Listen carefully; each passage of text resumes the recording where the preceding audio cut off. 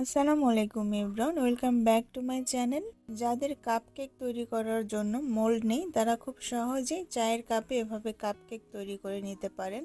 একটা বাটিতে মেজারমেন্ট কাপের হাফ কাপ ময়দা নিয়ে নিচ্ছি। কেক তৈরি করার ক্ষেত্রে নতুন প্যাকেট কিনে নিয়ে এসে সেই ময়দাটা ব্যবহার করার চেষ্টা করবেন, তাহলে কেকটা অনেক বেশি ফুলবে এবং সফট হবে। কিন্তু পুরনো ময়দা দিয়ে কেক তৈরি করলে কেকটা এতটা ফুলেও না এবং সফটও হয় না, তাই পুরনো ময়দা দিয়ে কেক তৈরি না করে অন্য কিছু তৈরি করবেন। এখন দিয়ে দিচ্ছি সামান্য একটু লবণ, 2 টেবিল চামচ দিয়ে দিচ্ছি কর্নফ্লাওয়ার। আমরা যেহেতু এখানে কেক ফ্লাওয়ারের পরিবর্তে ময়দা ব্যবহার করছি, তাই ময়দাটাকে একটু উইক করার জন্য এখানে আমি 2 টেবিল চামচ কর্নফ্লাওয়ার ব্যবহার করলাম। এখন দিয়ে দিচ্ছি হাফ টেবিল চামচ বেকিং পাউডার।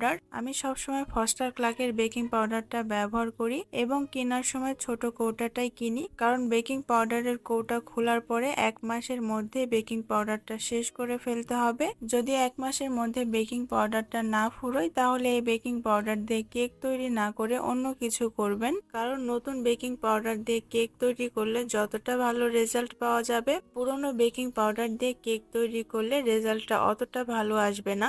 এখন দিয়ে দিচ্ছি 1/4 চা চামচ বেকিং সোডা এবং একটা স্প্যাচুলা দিয়ে সমস্ত শুকনো উপকরণগুলোকে খুব ভালোভাবে মিশিয়ে ঢাকনা দিয়ে ঢেকে রেখে দিব এক সাইডে। যদি শুকনো উপকরণগুলো রেডি করে নিয়ে তারপর ডিম বিট করেন তাহলে অবশ্যই শুকনো উপকরণগুলোকে ঢেকে রাখবেন, কারণ বেকিং পাউডার এবং বেকিং সোডা সবসময় এয়ারটাইট কৌটোতে সংরক্ষণ করতে হয়। খোলা অবস্থায় রেখে দিলে বেকিং পাউডার এবং বেকিং সোডার কার্যকারিতা একটু হলেও কমে যায়, তাই আমরা এটা ঢেকে রেখে দিব। এখন ডিম বিট করব। 1 পাউন্ড কেক তৈরি করার জন্য রুম টেম্পারেচারে থাকা 2টি ডিম নিয়ে নিয়েছি। ডিমগুলো যদি ফ্রিজে থাকে তাহলে ফ্রিজ থেকে বের করে রুম টেম্পারেচারে নিয়ে আসার পর ডিমগুলো ব্যবহার করবেন। এরপর দিয়ে দিচ্ছি হাফ কাপ চিনি। কেক তৈরি করার ক্ষেত্রে ময়দা যতটুকু ব্যবহার করতে হয় সমপরিমাণ চিনি ব্যবহার করতে হয়। যদি মিষ্টি একটু কড়া খেতে পছন্দ করেন তাহলে 2 থেকে 1 টেবিল চামচ চিনি বাড়িয়ে দিতে পারেন। এখন ইলেকট্রিক বিটার দিয়ে বিট করতে থাকবো যতক্ষণ পর্যন্ত চিনিটা সম্পূর্ণরূপে গলে না যায়। প্রায় 8 থেকে 10 মিনিট বিট করে নেওয়ার পর দেখতেই পাচ্ছেন ডিমের কালারটা চেঞ্জ হয়ে সাদাটে হয়ে গেছে। সময়টা এর থেকে কম কিংবা বেশিও লাগতে পারে, কারণ আলাদা আলাদা বিটারের ওয়াট এবং স্পিড ভিন্ন ভিন্ন হয়। আর যাদের কাছে ইলেকট্রিক বিটার নেই তারা হ্যান্ড উইচ দিয়ে ডিমের ফর্ম তৈরি করতে পারবেন। সেই ক্ষেত্রে আপনাকে একটু কষ্ট করতে হবে এবং সময়টাও বেশি লাগবে। আর যারা হ্যান্ড উইচ দিয়ে কেক তৈরি করাটা অনেক বেশি কষ্টকর বলে মনে করেন এবং ইলেকট্রিক বিটারও নেই, তারা ব্লেন্ডার দিয়েও কেক তৈরি করতে পারেন। তবে ইলেকট্রিক বিটার দিয়ে কেক তৈরি করলে সব থেকে ভালো রেজাল্ট পাবেন। আমার বিট করা হয়ে গেছে। এখন বিটারটা বন্ধ করে দিয়ে দিচ্ছি 2 টেবিল চামচ রান্নার রেগুলার সয়াবিন তেল, 1/4 চা চামচ দিয়ে দিচ্ছি ভ্যানিলা এসেন্স। এখন এগুলোকে মিশানোর জন্য শুধুমাত্র 1 মিনিটের জন্য বিট করে নিব। এই পর্যায়ে খুব বেশি সময় ধরে বিট করার প্রয়োজন নেই, তাহলে ডিমের ফর্মটা নষ্ট হয়ে যেতে পারে। এখন ইলেকট্রিক বিটারটা বন্ধ করে বিটারের কাঁটাটা খুলে নিচ্ছি এবং বাটির উপরে একটা চালনি বসিয়ে তার উপরে দিয়ে দিচ্ছি রেডি করে রাখা সেই শুকনো উপকরণগুলো আমি একবারে দিব না, 2 ধাপে দিব এবং চেলে নিব। আমি অফ ক্যামেরায় শুকনো উপকরণগুলো 2 বার চেলে নিয়েছি এবং ডিমের ফর্মের সাথে মেশানোর সময় আবারও শুকনো উপকরণগুলো চেলে দিচ্ছি। এতে করে শুকনো উপকরণগুলোর মধ্যে এয়ার ক্রিয়েট হবে এবং কেকটা সুন্দরভাবে ফুলবে। এখন একটা স্প্যাচুলার সাহায্যে সময় নিয়ে ধীরে ধীরে যে কোনো এক দিক থেকে ঘুরিয়ে ঘুরিয়ে শুকনো উপকরণগুলোকে মিশিয়ে নিব।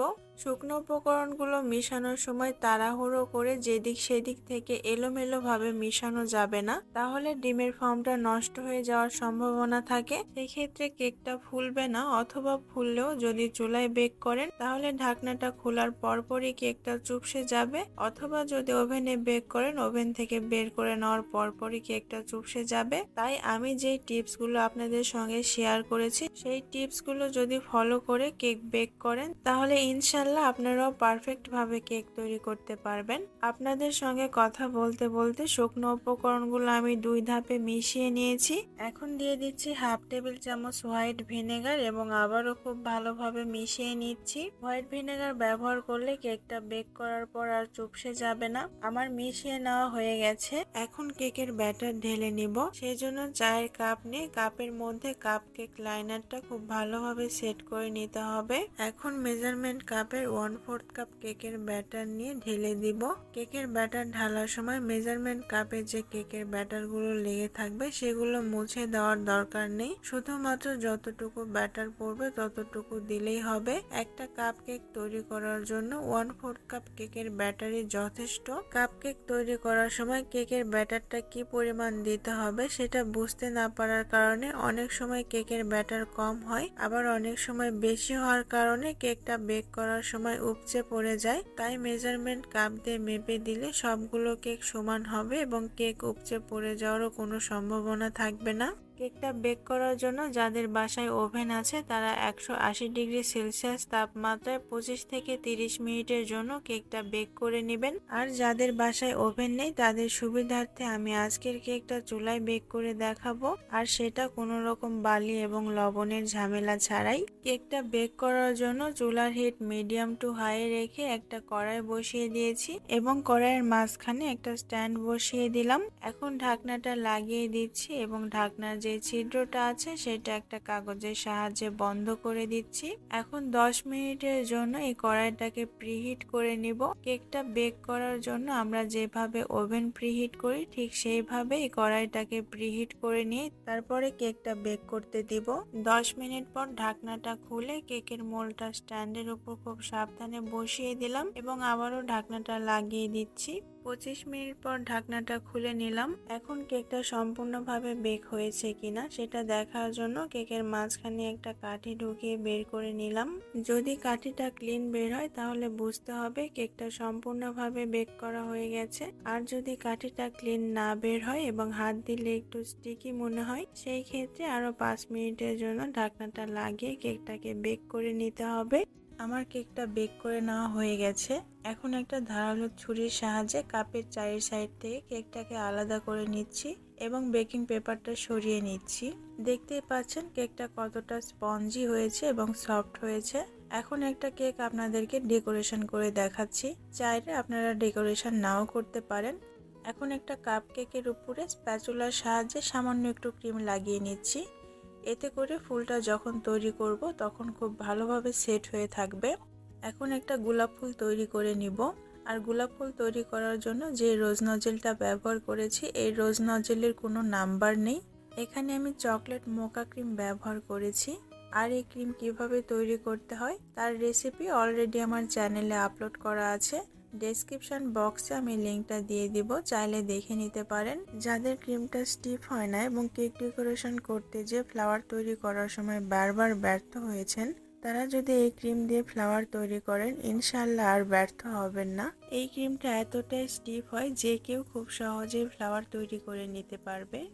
আশা করছি কেক ডেকোরেশন করতে যে ফুল তৈরি করার সময় আর ব্যর্থ হবেন না। আজ তাহলে এখানেই বিদায় নিচ্ছি, শীঘ্রই দেখা হবে নতুন কোনো রান্নার রেসিপি নিয়ে। সে পর্যন্ত লাইক, কমেন্ট এবং সাবস্ক্রাইব করে রেসিপি বাই অ্যানাবিয়ার সঙ্গেই থাকবেন। নতুন ভিডিওর আপডেট পেতে পাশে থাকা বেল বাটনটি ক্লিক করে রাখবেন। দেখা হবে পরের ভিডিওতে। আল্লাহ হাফেজ।